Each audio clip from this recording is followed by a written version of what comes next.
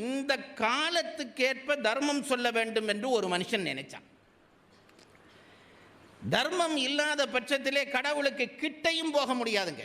கடவுளுக்கு கிட்டையும் போக முடியாது. நீ போகிற பாதை சரியான பாதை என்பதற்கு என்ன சான்று? நான் கேட்டேனே, கடவுள்கிட்ட நீ போய்கொண்டிருக்கிறாய், கடவுளிடம் போகிற பாதை சரியான பாதையிலே தான் போகிறாய் என்பதற்கு ஏதாவது ஒரு சான்று வேண்டாமா? நான் தேவாரம் படித்தேன், திருவாசகம் படித்தேன், புராணம் படித்தேன், அது டேப் ரெக்கார்டும் படிக்குது. இப்போ டேப் ரெக்கார்ட் அமர்த்தினா அது தேவாரம் திருவாசகம் எல்லாம் படிக்குது அப்படின்னா அது சமய பாதையில் போகுதா? நீ பாடமாக்கி சொல்கிற பாட்டில் ஒரு பிரயோசனமும் கிடையாது.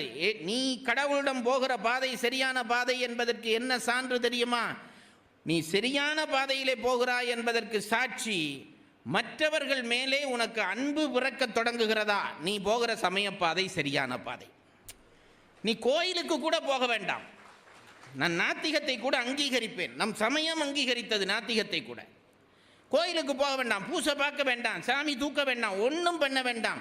உனக்கு பக்கத்தில் இருக்கவன் மேலே உனக்கு அன்பு பிறக்கிறதா? நீ போகிற பாதை சரியான பாதை.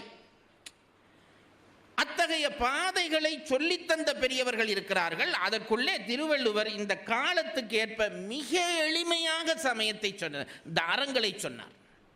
நான் எப்பவும் சொல்கிறேன் பாருங்க, தர்மம் இல்லாமல் கடவுளிடம் போக முடியாது. இது பல பேருக்கு தெரிய இல்லை. அதர்மம் செய்து அதை வச்சு கோயிலுக்கு தொண்டு செய்கிறான். லஞ்சம் வாங்கின பணத்தில் கோயிலுக்கு கோபுரம் கட்டுறான். என்ன பிரயோசனம்? நான் எப்பவும் சொல்கிறேன் பாருங்க, நீ நேர்மையாக இருந்து 5% கொடுக்கறதுக்கு இருக்கிற பலன் இருக்குதே, களவெடுத்து 50 லட்சம் கொடுக்கறதுக்கு இல்லை. இது பல பேருக்கு தெரியவில்லை. அதனாலே, ஏனென்றால் இப்போ தர்மம் அதர்மம் கலக்கிற காலம், இதுக்கு கலிகாலம் என்று பெயர். இதில் எது தர்மம் எது அதர்மம் என்று தெரியாமல் ஒரு பெரிய குழப்பம். இன்னும் முத்த போகுது பாருங்க. இந்த அளவில் முடியாது, இன்னும் முத்தும். அதிலிருந்து தப்புறத்துக்காக நமக்கு சில பேர் துடுப்புகளை தந்து விட்டு போயிருக்கிறார்கள். ஆகவே தர்மம் அதர்மம், எது தர்மம் எது அதர்மம் என்று தெரிய வேண்டும். தர்ம வழியிலே போனால்தான் கடவுளிடம் போகலாம். இதை திருவள்ளுவர் சொல்லுகிறார். ஒழுக்கத்து நீத்தார் பெருமை விழுப்பத்து வேண்டும் பணுவல் துணிவு. அதென்ன ஒழுக்கத்து நீத்தார்? துறவிகளை பற்றி சொல்லுகிற பொழுது சொல்லுகிறார், அவர்களுக்கு ஒரு பெயர் கொடுக்கிறார், ஒழுக்கத்து நீத்தார். இப்போ கொஞ்சம் தமிழறிவு குறைஞ்சவன் அதுக்கு என்ன விளக்கம் சொல்லுவான்னா, ஒழுக்கத்தை நீத்தார் என்று சொல்லிடுவான். ஏன்னா பெரும்பாலும் துறவிகள் இப்போ அப்படித்தானே இருக்கிறார்கள். ஒழுக்கத்தை நீத்தார் என்றால் ஒழுக்கத்திலே நின்று நீத்தல். நீ தர்மம் ஒழுக்கமாக இரு, அதுவே உன்னை படிப்படியாக உயர்த்தி கொண்டு போய் கடவுளிடம் விடும். இப்போ இந்த நான் முந்தியும் சொல்லியிருப்பேன் உங்களுக்கு, இந்த பெரிய பெரிய கட்டிடங்கள்ல எல்லாம் இப்போ இந்த மூவிங் ஸ்டெப்புன்னு வைக்கிறாங்களே, ஒரு படியில் ஏற வேண்டியதான் நம்ம வேலை, அதுவாக கொண்டு போய் மேலே விட்டுடும்.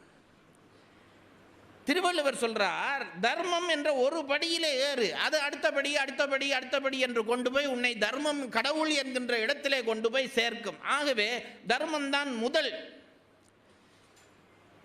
அந்த தர்மத்தை பற்றி இன்றைக்கு நாம் சிந்திப்பதில்லை. உலகத்திலே ஒரே ஒருவனுக்குத்தான் கடவுள் தர்மம் இல்லாமலும் உனக்கு அனுமதி உண்டு என்னிடம் பாடாண்டு சொன்னார். ஒரே ஒருத்தருக்கு சொன்னார், வேறு யாருக்கும் அனுமதி இல்லை.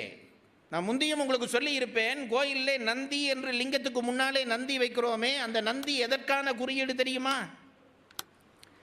நந்தி என்றால் மாடு என்று நினைக்கிறோம். நம்முடைய சமயத்திலே ஒவ்வொன்றும் ஒவ்வொரு விஷயத்தை விளங்கப்படுத்துவதற்காக வைத்த குறியீடே தவிர அதுவல்ல. அருணகிரிநாதர் சொன்னார், குறியை குறியாது குறித்து அறியும் நெறியை. நீ அதை பார்க்காதே, அது என்ன சொல்ல வருது என்று பார், அதுதான் முக்கியம். நந்தியினும் எதற்கு குறியீடு என்றால் தர்மத்துக்கு குறியீடு. சிவபெருமானுக்கு முன்னாலே இப்படி வச்சுருவார்கள் நந்தியை. என்ன சொல்லுகிறார்கள்? சிவனுக்கும் நந்திக்கும் குறுக்க போகாதே, பாவம். புஸ்தகத்தில் எழுதியிருக்கிறார்கள், சிவனுக்கும் நந்திக்கும் குறுக்க போகாதே. என்ன அர்த்தம்? தர்மத்துக்கும் கடவுளுக்கும் குறுக்க போகாதே என்று அர்த்தம். சிவன் நந்தியில தான் வருவார். என்ன அர்த்தம்? தர்மத்தில் தாண்டா கடவுள் வருவார், இதுதான் அர்த்தம். நந்திக்கு வேலை கைலாயத்திலே கீழே இருந்து பொற்பிரம்பாலே யார் யார் உள்ளே போகலாம் என்று அடித்து பிழையானவர்களை நிப்பாட்டி அனுப்புறது தான் நந்திக்கு வேலை. என்ன அர்த்தம்? தர்மம் தான் கடவுளிடம் நம்மை போக விடும் என்று அர்த்தம்.